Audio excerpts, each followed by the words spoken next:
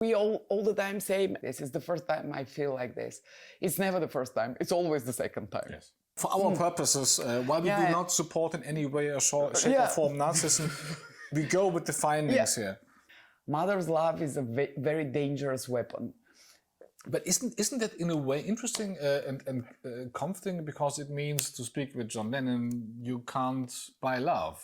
Yeah, and it could lead to everything, addictions, physical illness, stuff like that. Diana. Hey. Diana, we're back with the podcast. What do we drink today? A very expensive €7 wine. Very Santa Helena Sauvignon Blanc. That's exactly our budget. Yeah, so. Bought from the little market, the little shop down. In the building. Cheers. Yeah. So yeah. Oh, it's fantastic. It is good, actually. I mean, it's a very decent... Nothing wrong with that. Oh, you are on the wings of love and I am on the wings of love, which basically brings me to my question, because I have a very practical question for you. Yeah. And it fits very well into the topic of the podcast, actually. So I'm almost embarrassed to ask. But being 50, I mean, let's be very blunt here. Mm-hmm. You know, if you're not looking for just casual, sex or anything, but for a relationship, a deep one, a lasting one, you have only so many shots left. Yeah, because 50, the thing. Approaching to the thing. I mean, as you know, my idea is to become a healthy 90, basically die age 92 on the golf course on the Algarve or something like that. But that means that more than half of the life is basically over. So many shots left. Mm-hmm. So you want to make it right, obviously. Yeah. So you want to put everything into this. Now, what I read and where I'm afraid I'm to a certain extent affected by is that there are certain attachment types that will translate into certain behaviors in relationships, avoidance relationships, or anxiousness, or certain things you may do or not do, or do wrongly or anything. And let me ask you bluntly, what do I need to know about this? You, as a psychologist, maybe lead me through the theory, and then let's maybe explore some practical questions. So what are we talking about? Could you just sketch out the playing field a bit? What is this thing? Okay, so let me just make an introduction by please. saying that whatever I could say and whatever advice I could provide, or theory, summary, etc., I'm probably not the best placed to do so, because in my personal life, I'm not very successful, so I just have been dumped. And it's so obviously what was the thing when you're, the experts are not the very... with the bad shoes. Yeah, exactly, something like this. So let's have this said and put on the table, so whoever listens to us, don't take everything I say as a pure truth. This is not professional advice. No. This is no substitute for theory. Ask your local shrink, please. Yeah, exactly. This is all fun and games. Thank you. You're welcome. We should put the exactly. Like because I even though I'm qualified as a psychologist, I have the degree, etc. Even though I keep my knowledge updated, even though I go and take trainings, and I'm myself on a therapy, etc. We are still not in a therapeutical situation, and we are not Facebook neither, and I don't want to mislead people, telling them, okay, that's the solution, or that's the way going forward, etc. So, attachment. I don't know why lately it became so popular, because probably it's simple and it could be identified quite easily, but actually it has a long history behind. There were several psychologists, and excuse me, my peers psychologists, if I'm really scratching the surface, because there is tons of, a lot of researches and experiments, some of them not very ethical, by the way. We will talk about one of them. It's very interesting. But make it interesting. Yeah. So first of all, the attachment, I would say goes to Bowlby, the one who has invented, it's a British psychologist, social psychologist, who went to the strange situation. But the strange situation is not him, it's one of his assistants, doesn't matter, but it's a lady, so we need to mention the ladies in this back in the 60s, very masculine environment. So Bowlby started with putting together the ethology. I don't know if you know what ethology is. It's the science of animal behavior. Okay. That can be transferred to or partially explain some human behaviors. There is this very famous Austrian ethologist. I will go back to Bowlby and I will go back to the strange situation, but let me go to ethology. It's very cute as science, and I think it brings a lot of insights on how we function. Because Lawrence, I don't know if you have heard about it. I was in a big admiration for Obviously, Lawrence. I haven't. I'm anyway, deeper into law than into psychology. Yeah, Konrad Lorenz is an Austrian scientific and so he started studying the animal behavior, and one of the very funny experiments he made, it's called the imprinting. Animals, they don't have attachment. They call this imprinting. Doesn't matter. So he was studying chickens and goose. Is this? The experiment with where they showed the artificial mother, is it? Yeah, you know, like when they were out of their eggs, they immediately attach or imprint a mother figure. Yeah.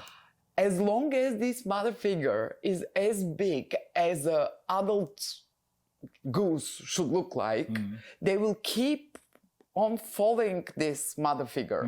So Lawrence himself, I think, was putting himself at such a distance so he would, you know, appear as the size of a goose. So, but the little babies, they would follow him, keeping the same distance all the time. So he does not change this size of his. I think it's very cute because, you know, somehow instinctively these little birds, they were adapting so they could have somebody to follow, a kind of mother figure, even though this mother figure was not a research psychologist. Exactly. Yes. So, but all these researchers have influenced Bowlby into contributed to his research. Again, sorry if I'm not 100% accurate in the years or sequences of the researches. So yeah, then Bowlby started, and he did a lot of research, and then they ended up with his assistant or whoever. She was probably a colleague of his, Mary Ainsworth, doesn't matter, who started doing the famous strange situation, which is a very simple situation where you have a room, you have a kid, and normally it is a kid between 8 months and 2 years with their caregiver figure. And that's a thing that it's important because back then they were thinking that basically the mother was this figure. And later it has been challenged, and it is now agreed that it could be any person who takes the role of a caregiver. And it could be a primary caregiver, it could be a secondary caregiver. The father can even go and counter the effects of a negative attachment to the mother. And so the secondary caregiver doesn't matter if it's a father or the mother, vice versa, or somebody from the street, the grandmother, etc., could counterbalance the negative effects of the primary attachment. And then, so in this strange situation, there's the caregiver, some strangers, one or two people from the experiment, and the baby. And so the big thing is when the mother is there, let's for the sake of simplicity, when the caregiver, the mother is there, how the kid will behave. Will they feel free to go and explore and go back to their primary caregiver just to make sure they're there, or they will be stuck to the caregiver and not there to explore. That's one thing. The other thing is when the caregiver leaves the room, how the kid reacts, and when the caregiver comes back to the room, how the kid reacts. So based on the different experimental situations and not exactly experimental situations, but reactions from the kid. So they started describing this. So now the things that are in generally sold to the public or kind of given to the larger audience is that we have these 3 types of attachments. One is secure, which is the best. Everybody wants to have a secure attachment. I don't know, somewhere I read that there are like 20% of the people. I'm not sure about this. So not so many. Oh, no, not so many. That's the exception, actually. Then you have the avoidant or dismissive attachment, which is when the kid kind of ignores the caregiver.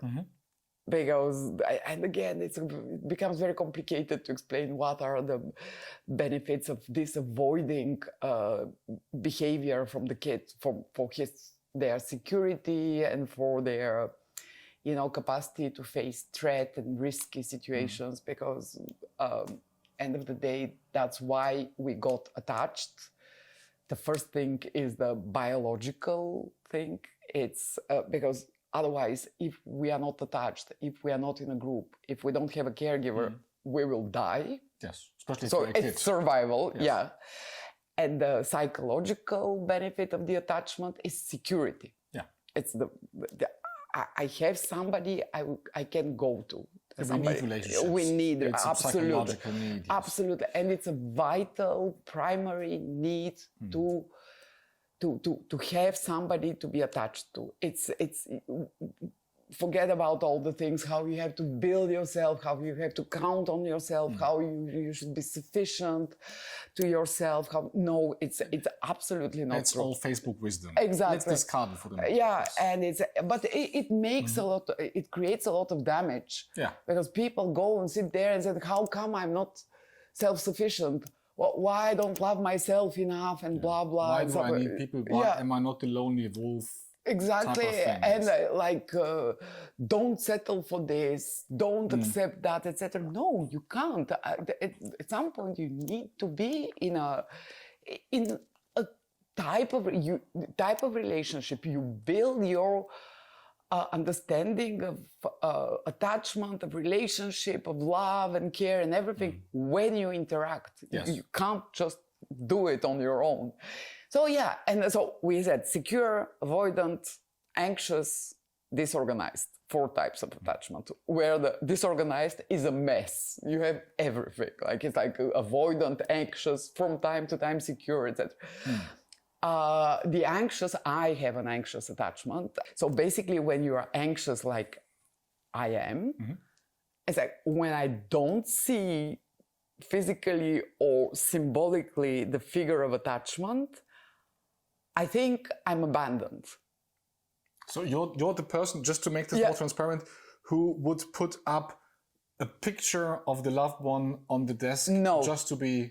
No, because you see, if you take the attachment as a... No, not these things, come on.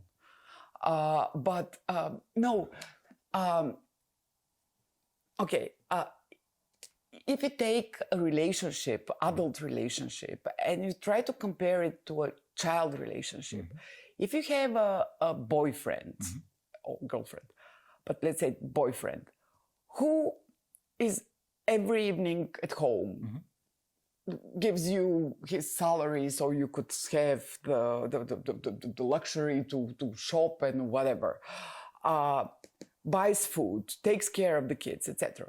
That's the kind of basic baseline for a relationship. Like it's like a baby who has milk and a warm room and clean diapers and stuff like this. That's the baseline. Yes. But if you have a boyfriend who doesn't answer your emotional needs, who doesn't respond adequately in your moments of distress, of needs, etc., who appears, disappears, like a mother, like who's there, not there. Like, okay, I have something else to do, so I will leave you in this corner. You will cry, whatever, but I have some more important things to do, like cleaning, and they can be important. That's not the point of what the logistics of the need, of the occupation of the mother are.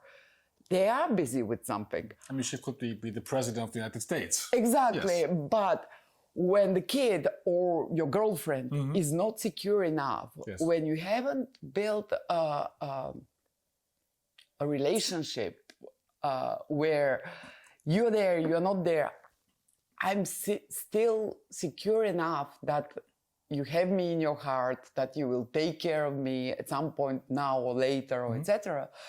That's, Esther Perel, my big fan of her, was saying, we all the time say, it's the first time in a relationship like this. I am in a relationship like this. It's the first time I feel like this. It's never the first time. It's always the second time. Yes. Otherwise, you wouldn't even experience it like that. Exactly. Yes. So it's when you experience this type of relationship with your current boyfriend or girlfriend, etc., it's always a repetition of what has happened back then.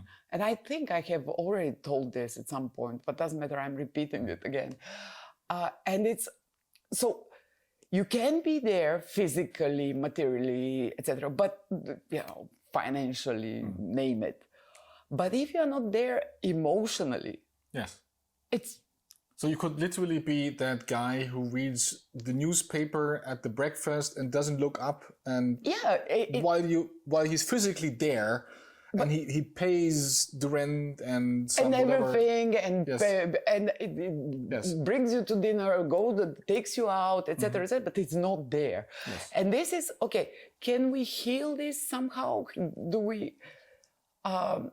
And these are the avoidant types, and for some reason, the avoidant attachment styles are very often with the anxious attachment styles.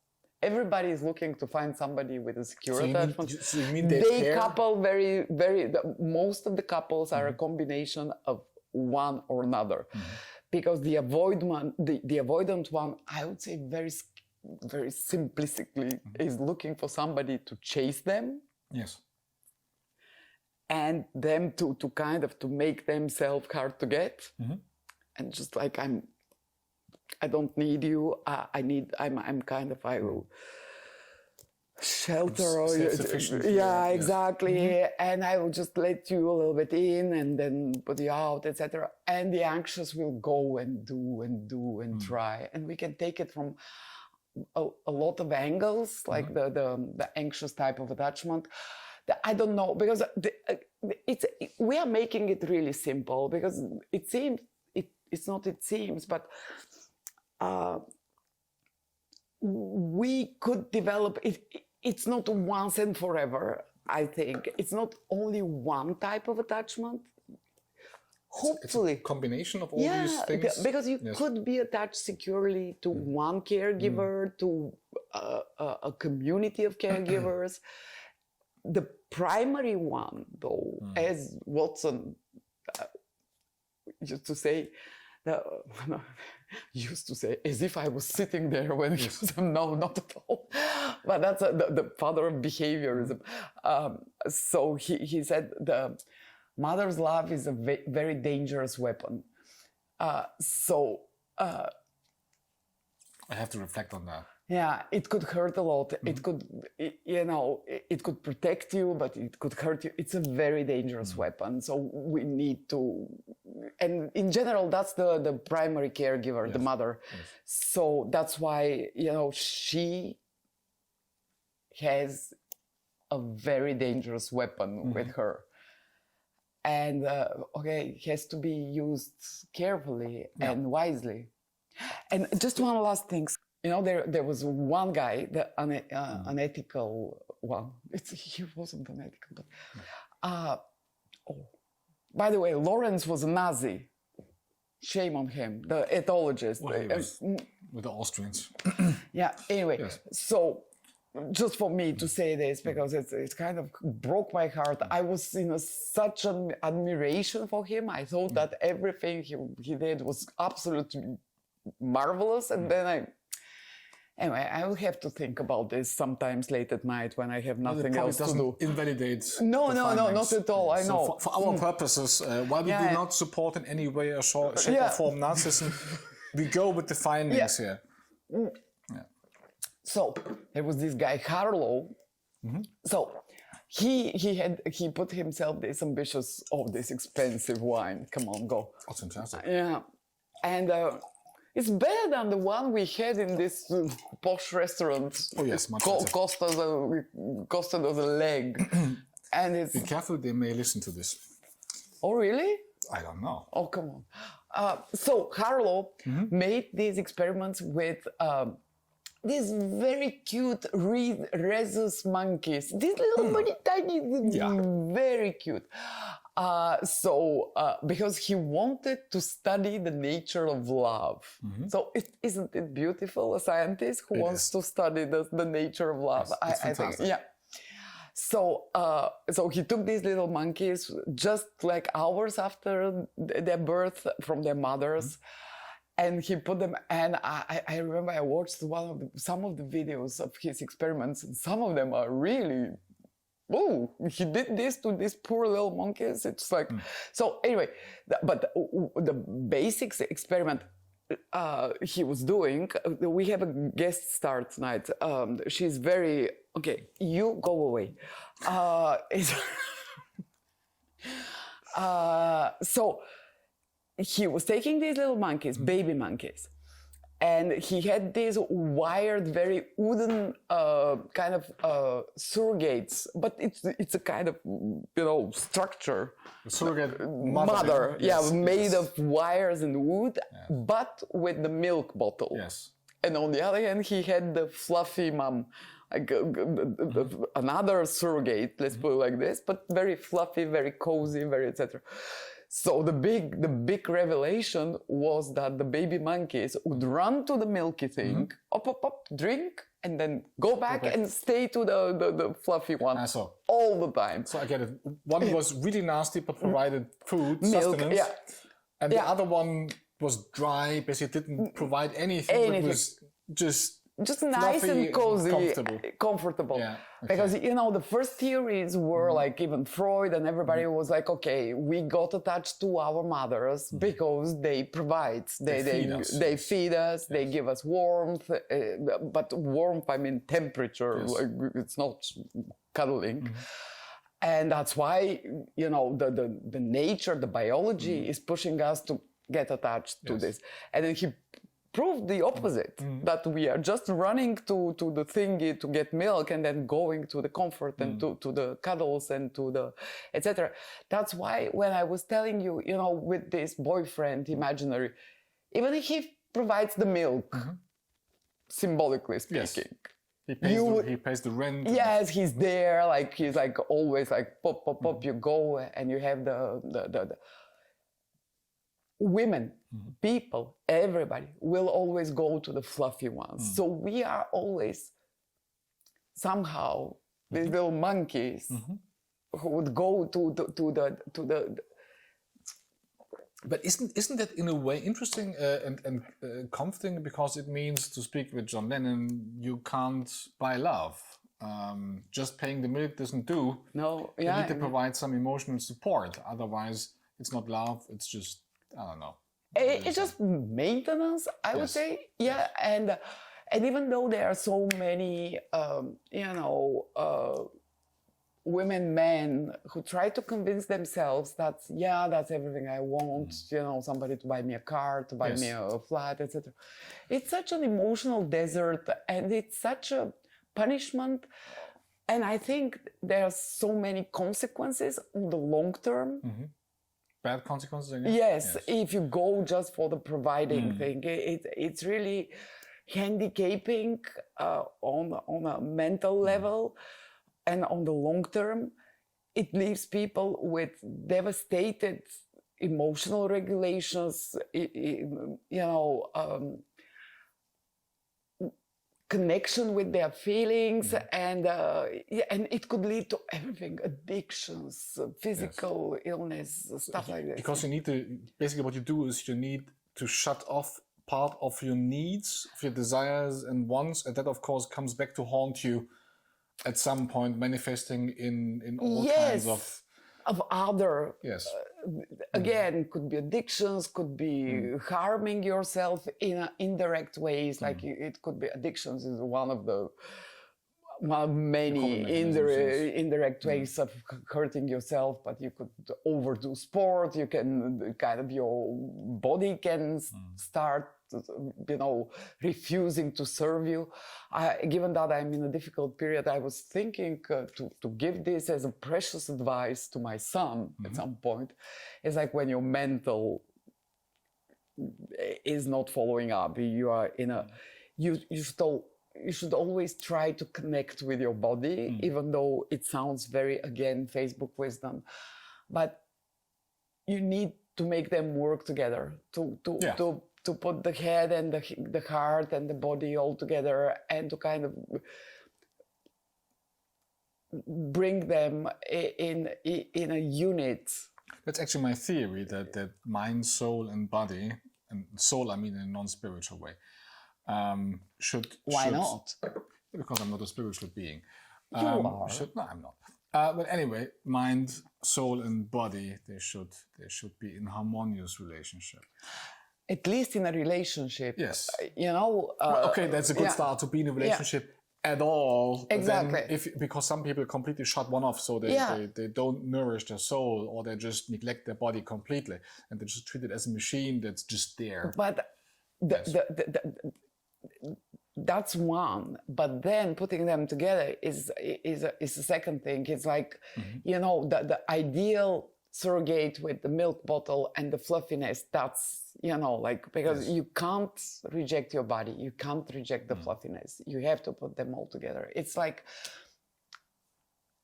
in order to have it all, or at least to have some aspects of it. some. So there's a lot of questions I have here. We talked about how this works and what kind of relationship attachment, avoidance mechanisms there are. Now, say I do know that I do not follow among the 20% that have no issues, or have the desirable issue, but follow among the others. There's a ton of questions. First of all, is there anything I can do? And I want to split this into two questions maybe. Is there something I can do to change my attachment type? Or is there at least something I can do with myself, or with my partner, or with the relationship with my partner, that helps me to make the relationship livable, more easy, or more working according to each party's needs? So I will take your two questions in the reverse order. You feel free to do so. Feel free to do so. Because as we are talking, we are in a podcast about people in their 50s. Yes. I would say that, and you started with this, because we don't have many shots left. Yeah. Yeah. This is how it is. So, and when you are above 50, you have resolved the milk bottle problems. And everybody knows that we are snobbish, but we are talking about people who have... drink €7 wine. €7 wine and everything, yeah. But overall, you have provided, and you have been provided. You have raised your family, you have built the famous house, etc. All this big running around is behind you, you are... So then, in a relationship, what you want is not the milk bottle anymore. It's the fluffiness. And you want to make sure that this emotional connection is there. And that's why I think that, it starts to become more important after 50 to understand where you stand in terms of engagement in a relationship. So the first thing for me, as always, as to know about this, to be knowledgeable about this, to have taken a moment. If it's enough, you're lucky, but probably more than one moment, to sit there and analyze how you have functioned so far. What are your triggers? Are you more avoidant, anxious, disorganized, etc.? I know sometimes, we are not all Freud. Freud tried to self-analyze himself. It was a failure, but doesn't matter. But we can still surface our patterns. Know thyself. In exactly. the sense of the Oracle of Delphi, I guess. Exactly. You can be honest with you and say, okay, based on my history, based on the type of my parents, based on the childhood I have had, and the memories, what I have been told, etc., I would rather go in this thing and that thing. So first of all is just try to analyze it. The second thing for me is communicate it, because sometimes really in a relationship it's not your current self talking and engaging. It's not the actual Diana or Arne for that matter, who is freaking out, who is engaged, who is kind of losing it. There is and imagine, it's a big regression. And these are the mental models that are wired somehow, because it is a very primary setup, a very primary fear. It's really your survival. Because it goes back so far into the past and into maybe even the subconscious, where you probably don't remember why that is, because you still have this child amnesia thing. And here there is a very important comment to make. It's not because your parents didn't love you or kind of on purposely put you in this in situation where your emotional needs weren't met. A lot of parents are not educated. A lot of parents are overwhelmed, busy, panicked.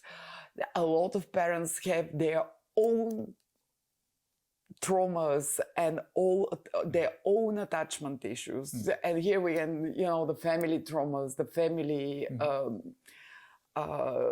constellations. I don't want to use this because it's very scientific, even though now it starts to become scientific. But all the inheritance that you have. So it's not that they didn't want you and deprived you on purpose. That's, in some situation, is that was the best they could do.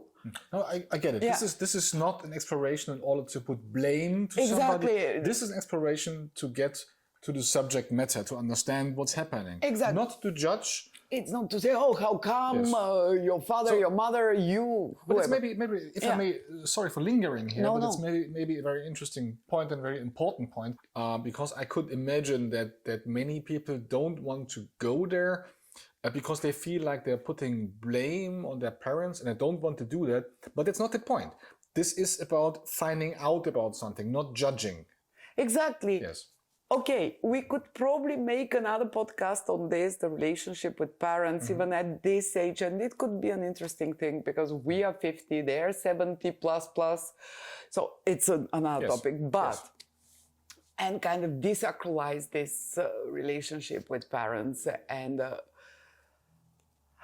talk about how it could evolve with the years, etc. But now, let's go to the attachment again. So, first thing, get to know your type of attachment. And that's why it's so popular, because it's not very complicated. We are not going into the Myers-Briggs and doing like very complicated things. And generally, you have one hit out of 4. So, and the second thing, communicate it to your partner. If you have a more or less educated partner, or if this partner is not educated, educate them. It's not nuclear science if you take it at its simplest form. Just make sure that they understand that some of the reactions are not personal to them. They may trigger, again, it's not because you overreact that they haven't triggered you. Yeah, I get it. Yeah. The overreaction is your prerogative, but the trigger has to be there. Yeah, of course. Exactly. So, but that's basically like a bomb sitting there, and somebody. You can switch it on, or so you can be more explicit about your triggers and your overreactions and why they happen. Okay, it could appear very childish at 50 plus to go there and to say, oh, that's my type of attachment. Sorry, it's like I will do whatever, like avoid you or cry and just be needy and everything. It's just because my type of attachment is like this. Next thing for me is, can we work on the attachment style and change it? That's a question of $1 million. If not completely change it, maybe that's too much asked, but is there something you can do to at least blunt certain sharp edges a bit? You're right, and again, it's a very individual thing. It depends how serious or invalidating or traumatizing. Because if you have a let's say anxious or avoidant type of attachment, and it's doubled with some traumas, and very often it goes together. They come together, they come in pairs. So it can become more complicated to treat and to work with. Yeah. Rather than if you are just a bit insecure because mommy wasn't there all the time. And once again, it's very important to emphasize that it's the quality of the relationship between the caregiver and the kid that is important. It's not the quantity, as in everything. The quality of the hour you will spend with a kid. Obviously, if there is somebody who provides with the milk bottle, because can't raise a kid with being present just 1 hour and just do everything in 1 hour. But the attachment and the proper type of attachment, and when you say proper, is the secure type of attachment, will be built when you have a quality of relationship, as in all, in everything. So to try to change the type of attachment, now I don't know. I can say for me, I have worked on this years and years with different types of therapies, etc. And I would say it gets better. Yes. So you can do something. Relatively better. Yes. Is it fixed? There is EMDR, this type of therapies that are like eye desensitization movement. The R, I never know what it stands for, but the goal of these therapies is to rewire your brain patterns. It could influence your patterns. Can it change them? Yeah, but is it even desirable? I mean, at the end of the day, why would you try to change who you are? It's probably better to find ways to cope with what you've got. So I think you should treat this as a condition, not so much as a disease. Is that a fair assessment? So it depends to what results it has. But if you're a functioning adult being, I mean, of course, if you are completely... No, it's not a invalidating thing. Yes. Invalidating, no, what's the name? Handicapping. Yes, handicapping you. It's not a very... Depends on the extent of the trauma or the type of attachment or lack of attachment that you have. But it's not the end of.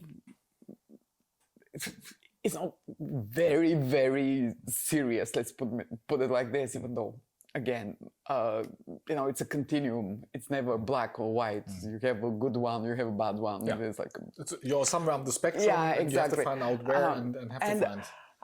But if you notice a pattern in your relationships, like you keep on. The same thing happens the again same and again thing, and again. Yes. It's probably you. It's a big truth, big news. Yeah. If you end up with the same drunk,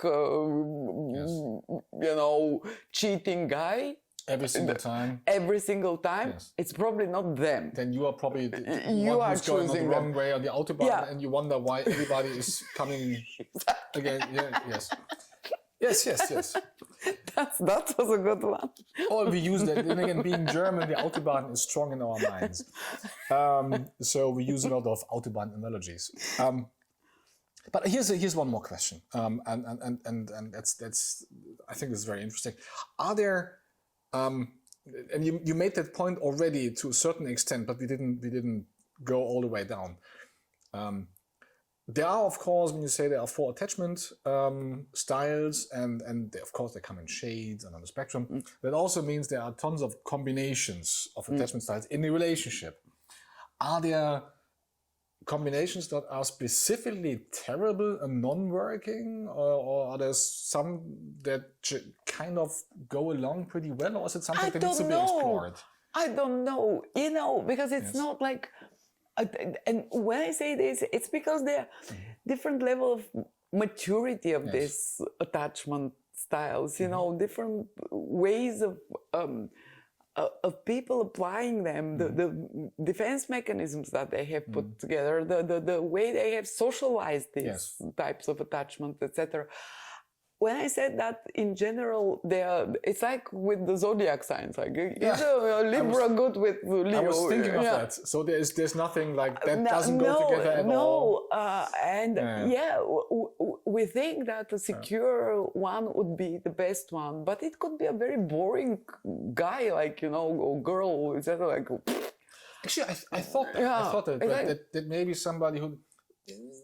It may get a bit boring. I'm not saying that drama is always desirable, but I read something lately. Entertaining, at least. Yeah, when you are, and these type of attachments, the problematic ones, let's put it like this, they create more drama. You're like amplitudes. You're up, you're down. You're like puff, and at some point you try to regulate yourself.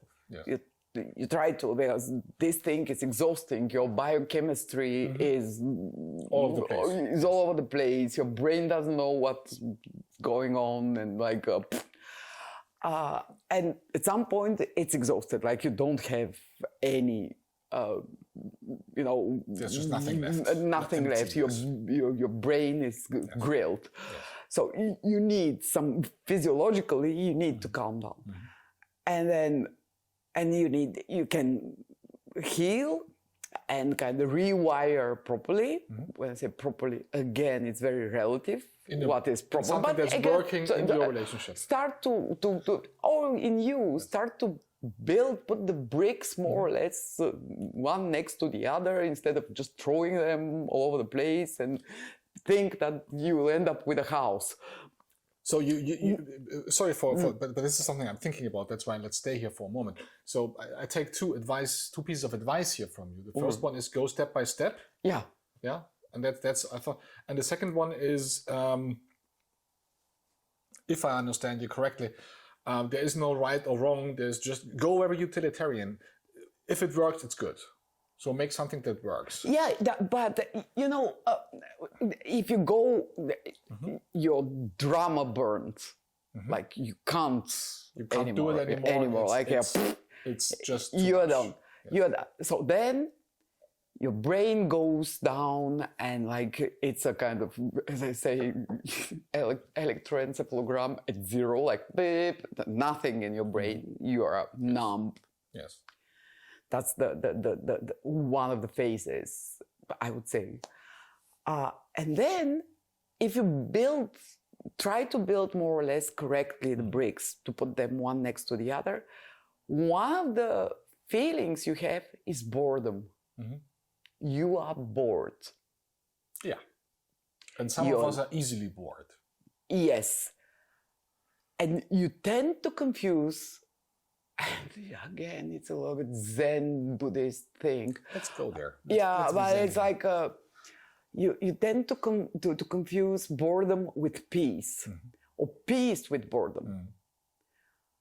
And you start to say to yourself, okay, I'm like, okay, all this for ending up in this boredom.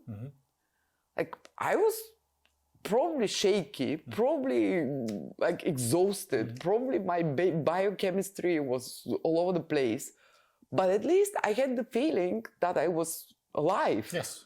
Yeah. So, and that's a big question for me as well, is like, I don't know if because we are talking about 50s and how many shots I have, and am I ready really to go to this kind of peace/boredom? That is a big question. Actually, I was thinking about that because I was having very similar thoughts. And tell me if that is what you were going after. I thought, okay, yes, of course you can do that. You can go there and live the next 10, 15, 20, whatever years on a flat line that is probably pretty comfortable. I mean, very comfortable. You could do all the things you want to do. You would have sufficient means and could live a very comfortable life. But is that really preferable to having ups and, of course, also downs, but then feeling very much alive? I don't know. What's better? I don't know, honestly. And aren't we back to puberty at some point with this questioning at 50s? Like saying, because, you need some strong emotions, you need some wild experiences when you are a teenager.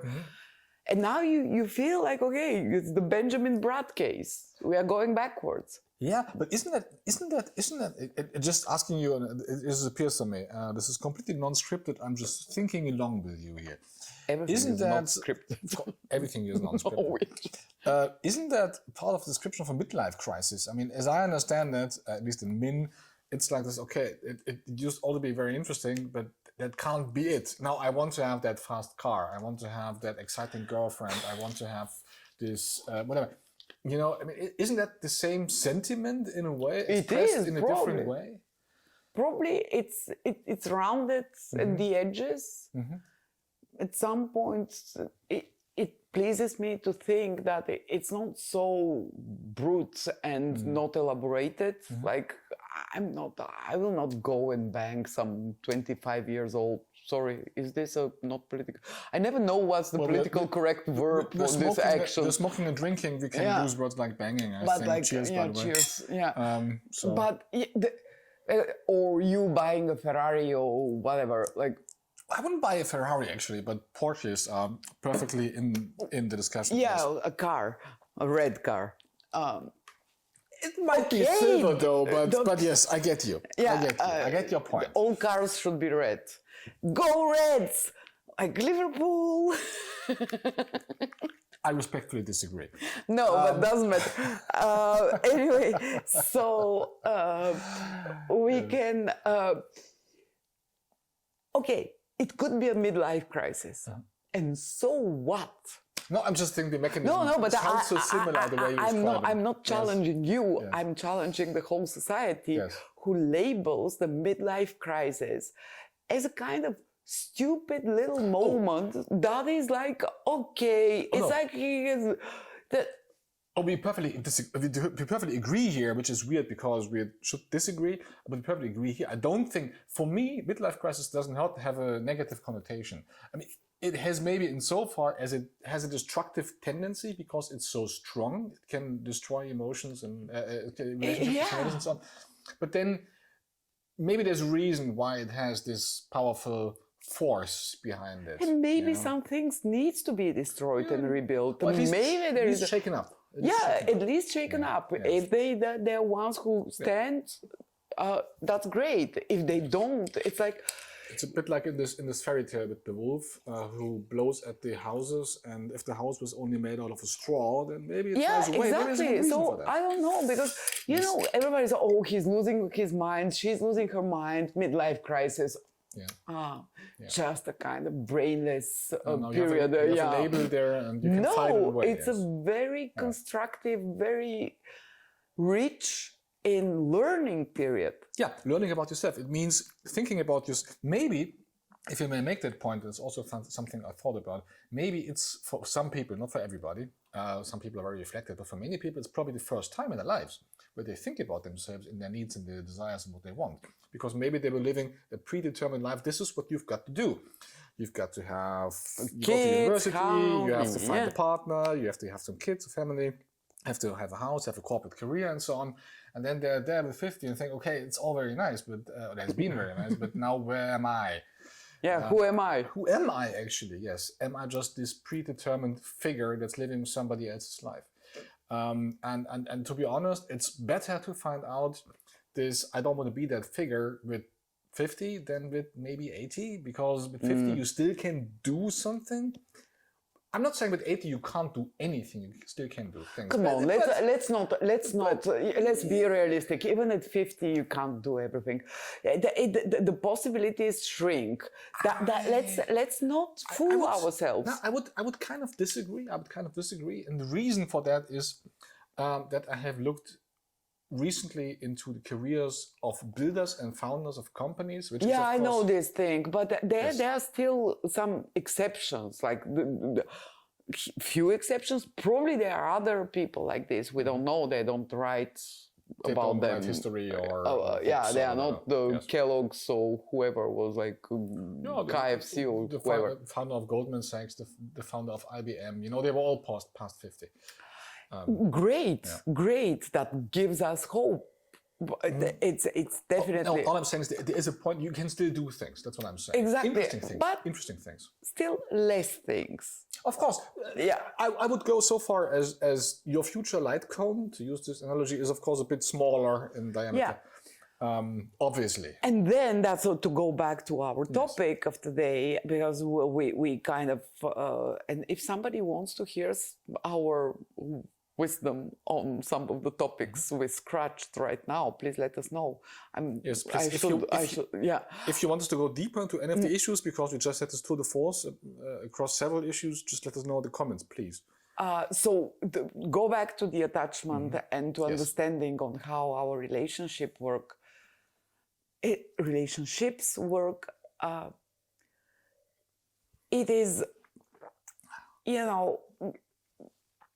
we can talk about endless possibilities and everything is possible at 50, but still, as we started this conversation, the window of opportunities starts to getting more narrow. Yes. Yeah, it's not so wide open. It's a fair assessment. So it's better to go there better equipped in a way, like knowing ourselves kind of better, at least thinking about this.